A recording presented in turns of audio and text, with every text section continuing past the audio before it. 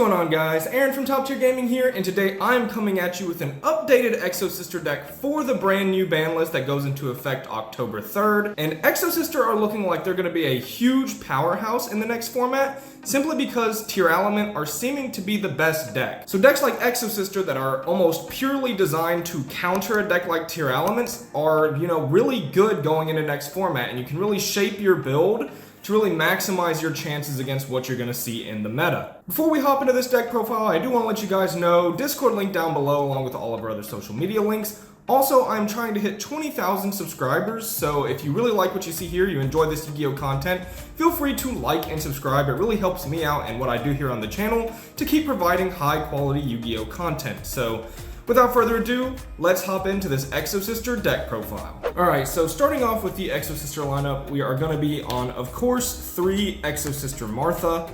And Martha is definitely just like your strongest starter and the one you want to see most often. A lot of the Exo Sister lineup is pretty similar to just about every list because it really is quite standard the way you play the Exo Sister lineup. And it hasn't changed any since my regional first place Exo Sister deck. There are a lot of changes in this build compared to that build, because back when I played that version, Sprite was considered to be the best deck, so the decks changed considerably. But as far as the Exo Sister lineup, we are still on the 3 Elise. Super important because you need a number of her in deck to resolve your Martha. We are still on the 3 Exo Sister Stella, which again is very standard. And then we are still on the 2 Sophia with the 1 Irene. And we play Sophia and Irene like this because they don't really get your rank 4s like started. Like opening Sophia by herself doesn't do anything, or like opening Irene and Sophia together doesn't even do anything. You need to be able to draw either Martha, Elise, or Stella, so we limit the amount of Sophias and Irenes we play. However, you still need them in deck because they are partners, which works well with Vadis and Pax, and just having more names in deck is good. So we do play the 2-1 ratio for Sophia and Irene. Next up for Exo Sister Spells, we are of course going to be on 3 Exo Sister Pax. This is one of the strongest cards in the engine because it allows you to get any Exo Sister card by paying 800 life points. And it's really good because it does say Exo Sister card, which means if you open enough monsters to do your plays, you can search for your really important spells and traps, which is huge. Another really important thing about this card is the fact that it can special summon if you have the partner's name of the Exo Sister you're searching, either on field or in graveyard. So that means like if you control Elise, you can search Stella and special Stella. And that's really good because not only does that give you an extender, but it also, on your opponent's turn, if this is set, you're able to use this sort of like a miniature Vadis in the way that you can put another body on field if your opponent is going to touch their graveyard. So yeah, Pax is just a phenomenal card for the deck. Then we have 1 Exo Sister Armament and 1 Exo Sister Carpe Divum. And I didn't choose to play Carpe Divum in my regional first place list. However, I think it's gotten a little bit better since when I made this list back then, Nibiru really wasn't in the format.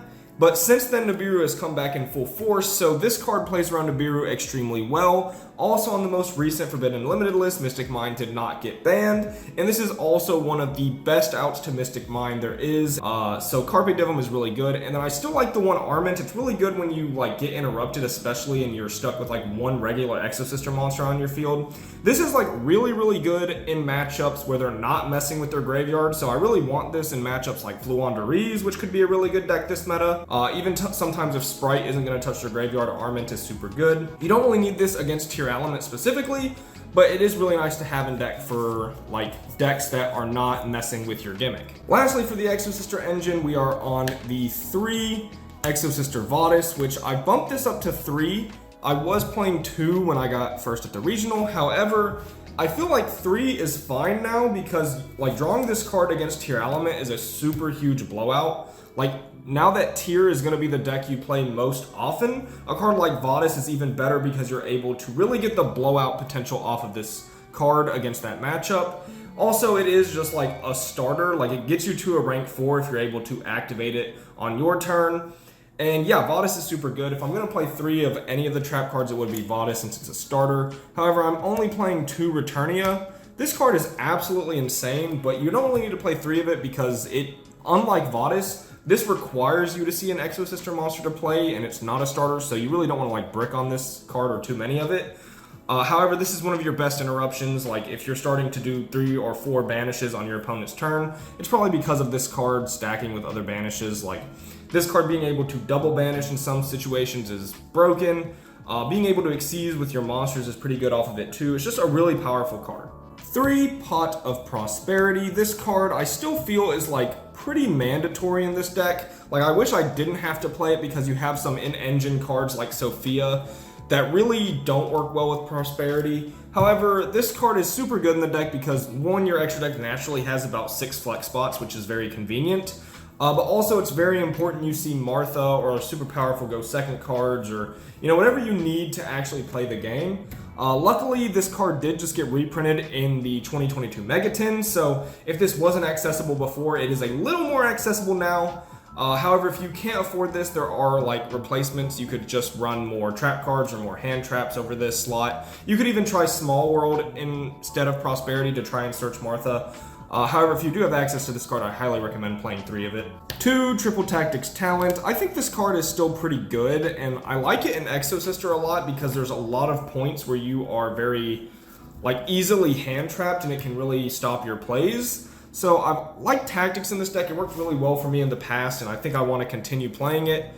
Even if hand traps aren't going to be super popular, which you don't really know yet if we're going to decide to go board breakers or hand traps. Looking at the way Tier is playing now, I would think we'd want to play more hand traps, but the format is young. We don't know how it will evolve, but I do think Triple Tactics Talent is a pretty safe bet going first or second, so I am choosing to play 2 of it. 1, Called by the Grave. This card is disgusting. You should definitely be playing this. And in this deck, it's funny because you can also proc your own Martha with it, so that's pretty convenient. Alright, now we have the more dedicated defensive cards, the go second cards in the deck. And we're going to start off with everyone's favorite and probably the reason to play this deck. It is, of course, 3 Dimension Shifter. Now, in my regional profile, I said I didn't really like this card at the event, and it's true, this card did almost nothing for me at my regional. However, that was because we were in more of a sprite-heavy format where D-Shifter's just okay. Now that we're expecting to go into a very heavy Tearlaments meta, D-Shifter is beyond insane. This card just wins games by activating it. You just literally put it in the graveyard, and sometimes the game is just handed to you. It's truly a disgusting card, and I feel like a lot of decks are going to be okay this format just based off their ability to play this card. I'm talking like Fluandereeze, Exo Sister, even things way down the line like Weather Painter could be decent because they can play D-Shifter. I mean, this card is absolutely phenomenal in the meta, and we're going to max it at 3 because it doesn't hurt our engine pretty much at all. Triple DD Crow. I feel like this card is still pretty good. I wasn't playing this in my last list, however, in something more dedicated to Tearlaments, I think this card is fine because this is just a really decent card versus that deck overall, being able to hit the Tearlaments names. It also procs your Exo Sister Martha, which is why a lot of people like to play this card in Exo Sister.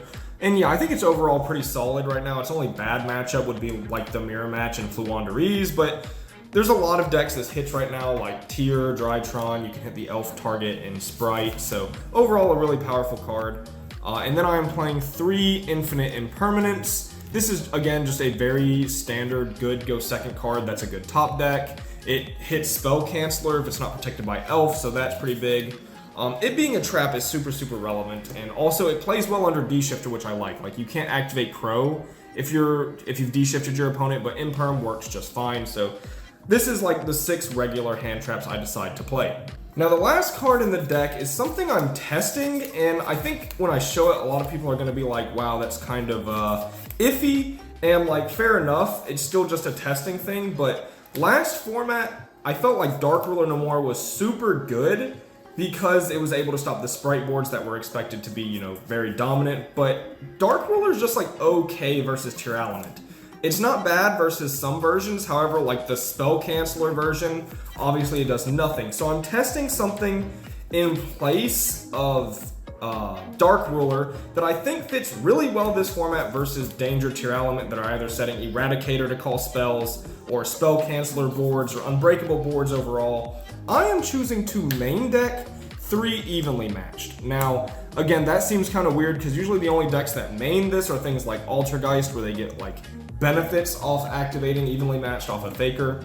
but I think it's like a decent replacement for Dark Ruler in this deck because, like, again, Dark Ruler's not doing anything to like a danger tier board. So you can either open this or D-Shifter, and you have 6 super huge blowouts against that matchup. And I find that to be just really strong.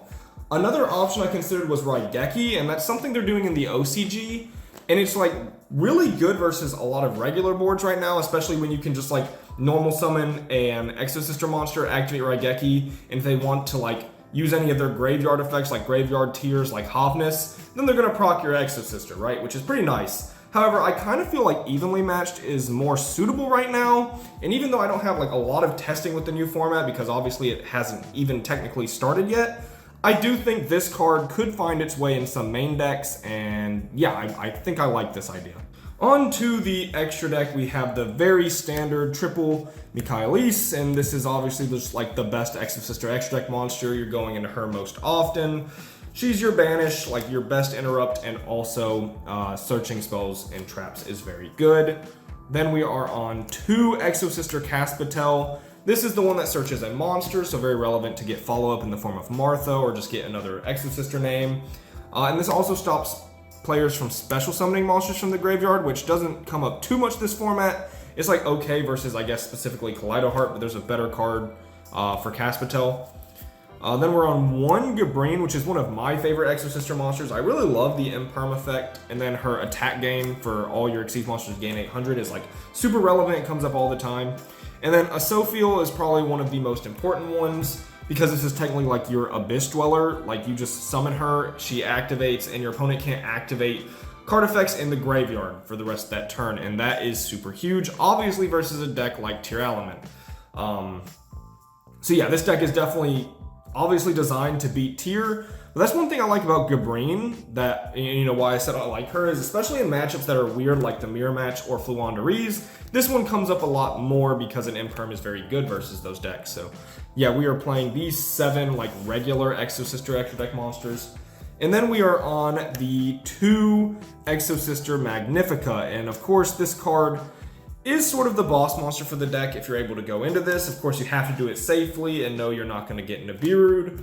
However, yeah, if you stick Magnifica and nothing happens to her, she is a phenomenal card that nets you like 2 interrupts, but also follow-up. And it's like the interrupts are good because you can dodge things with her as well.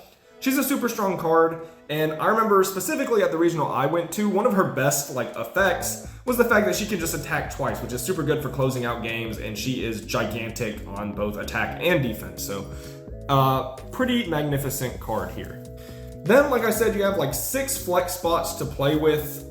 First, we have the Lina. This is like a flex spot, but you probably should be playing this because it's an out to things that you really need to get off of your board, specifically like Ibli, in case any Sprite players are on that. Then we have the 1 Zeus, which, I mean, you're an Xyz-based deck, so as long as you haven't Martha that turn, Zeus is a phenomenal card. Then I'm playing a Cowboy because sometimes you just need to burn 800. I'm playing number 80 right now. Like, I don't think this card is great, but in theory, like, you can use this card to proc your own Martha by banishing a card from your opponent's grave, and then you could like equip this, I believe, if I'm not getting this completely wrong.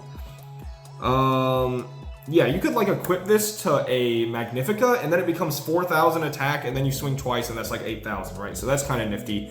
Not going to come up almost ever, but again, these are flex spots that I'm just kind of working with. You could definitely play like maybe a Baguska in this slot. I think Baguska is probably better than he is, but I wanted to test him.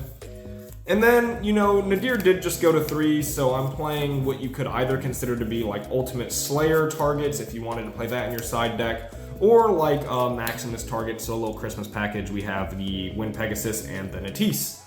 And that is going to wrap it up for the 15 card extra and the 40 card main deck. As far as the side deck is concerned, I don't want to show anything right now because, again, the format hasn't really evolved, and your side deck, unless you're going to a super huge event, should probably be geared towards your local meta. However, what I do recommend for the side deck is definitely like siding for the matchups you're weak against, right? Which would be the Mirror Match and Flunder. So things like Raigeki and like Lightning Storm and cards that are really blowout that maybe aren't good versus Tearlaments but are good versus what you're weak to, because the deck should naturally engine to engine beat Tearlaments. But yeah, that is going to be it for this deck profile. I hope you guys enjoyed. If you did, leave your thoughts down below. I'll be sure to read them. What do you think of Exo Sister this format? Anyone who's testing it or, just on paper? Because again, while we're not playing in the format, we have a pretty solid idea that Tearlaments is going to be super strong, and the stronger tier is, the better Exo Sister is. And this is a deck I really love to play. Definitely near and dear to my heart because, it was my first place finish at a regional. But yeah, with all that being said, hope you enjoyed the video. This has been Aaron from Top Tier Gaming. Bye, YouTube.